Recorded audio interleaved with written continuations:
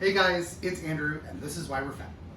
All right, so we are having a social distancing brunch tomorrow with my family, and I have been asked to make quiches.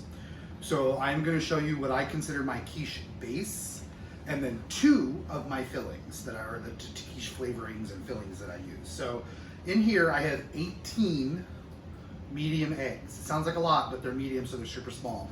If you're using large or extra large eggs, you want to use about 12 to 13 of them, so that you don't overwhelm your quiches. But it also depends on the amount of filling you're going to use and things like that. So we'll talk about that when we get to the filling section. But in here I have 18 eggs, 1 cup of just straight regular milk. We use 2% in the house. I have 1/2 cup of melted butter. And then in here I have my custard seasonings. So a teaspoon of onion powder, a teaspoon of garlic powder, a teaspoon of black pepper, and a teaspoon of salt. It needs more salt, but there's salt in the fillings too, so you don't want to oversalt the custard because then you end up with a salty hot mess, and we don't want that. We're going to put that in there, and I do all of this in the blender because then it's super easy to pour out.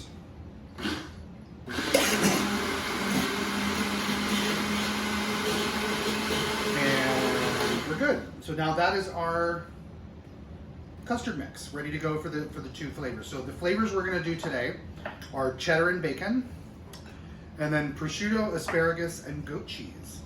I have two, as you guys all know, store-bought crusts because I don't do my own crust because I don't believe I can't. And we're going to start. So I put hard fillings, not cheese fillings, on the bottom of the pie shell. Okay, I do that because I want to make sure that they get spread around, and I forgot to get a spoon. So we kind of spread it around, make sure that it's all there, and I do the cheese type fillings on the top. So get the bacon in there. Okay, perfect. Right, now we have our custard base. So we're gonna fill them halfway up with custard base each. Around, make sure you get it all in. Don't pour too fast because you want to make sure you keep your filling kind of where you put it. If you pour it in too fast, you'll push it all out to the edges, and that won't be any good. Right, so we've got about halfway full for each. We've got about half our mixture left. And now we're gonna start putting some of the cheeses in. So I've got crumbled goat cheese. Keep in mind with goat cheese, cold goat cheese crumbles. Room temperature or warm goat cheese spreads. So if you wanna make the nice crumbles and you buy the goat cheese log because you can't find the crumbles in the store, you need to make sure it's super cold. You could even put it in the freezer for a few minutes. But yeah, so we're gonna put a nice good layer of goat cheese kind of in what I would consider the middle section. Big chunks are okay because you want that because it'll turn super creamy when it warms up and cooks. And we're gonna put some more on top. We'll put the goat cheese away for a second, and I have 2 types of cheddar for my bacon cheddar. I have white 3-month aged Vermont cheddar that we're gonna use. Okay, about a cup of that. And then we've got a sharp kind of orange cheddar. We're gonna just add a little bit of kind of play there. My cats are having it Saturday morning, so they're having a party. Now we're gonna come back through with the rest of our filling, and we're gonna top off our top pie shells. Be careful not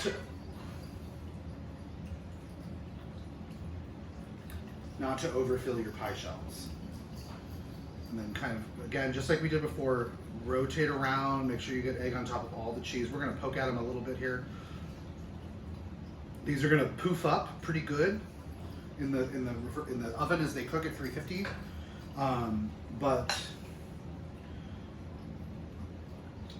So you don't want to, like I said, you don't want to overfill them. So we're gonna come back through, and we're gonna sprinkle some cheese on top of this one, because you can't have too much cheese. I don't believe that's a thing.